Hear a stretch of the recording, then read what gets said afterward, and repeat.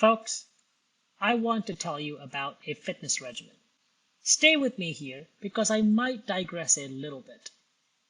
I read the papers, scroll through social media, and talk to a lot of people privately. One thing is clear. Most people know or feel that things don't add up. Some people talk about leadership and inclusion. Some talk about working from home. Others talk about valuations. The list of symptoms is very long. Regardless, we all feel a sense of nervous energy and silent anticipation of the other shoe dropping about our entire economy. And it is for a good reason.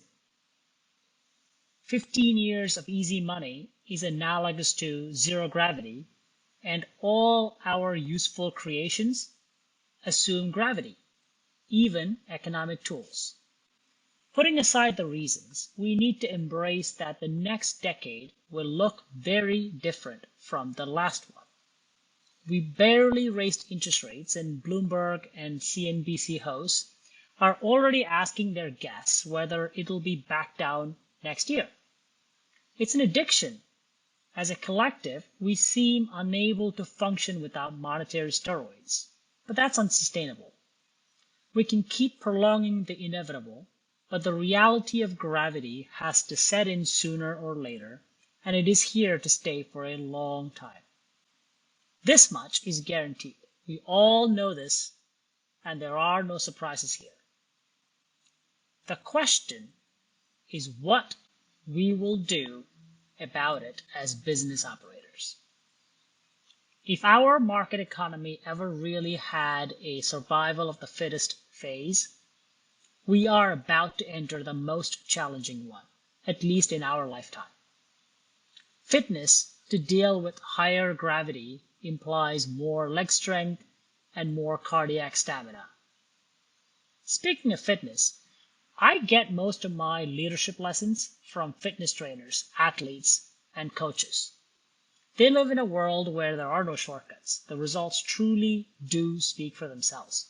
No fitness instructor will tell us that we can come in for a massage and leave with a six-pack, unless it is one that we drink. Our business world is a little bit more spurious. Scoring is subjective, length of games are a matter of opinion, each person's contribution is somewhat hard to measure. So it's really hard to know what winning looks like for each person or group of people.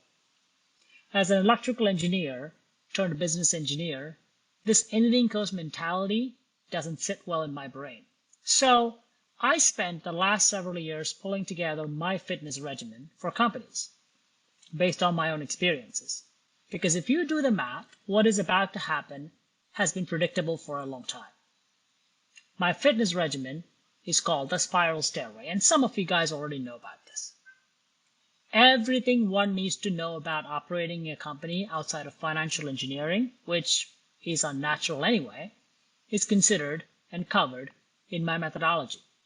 It connects every relevant topic that a thought leader needs to consider. This is so important that I'm going to dedicate my personal time and engage in this conversation with anyone who is interested. I speak to so many people one-on-one, and they all admit to living through the same symptoms that I have experienced and described in the Spiral Stairway. But such deeper conversations don't get enough attention because of the noise around meme stocks and working from home debates.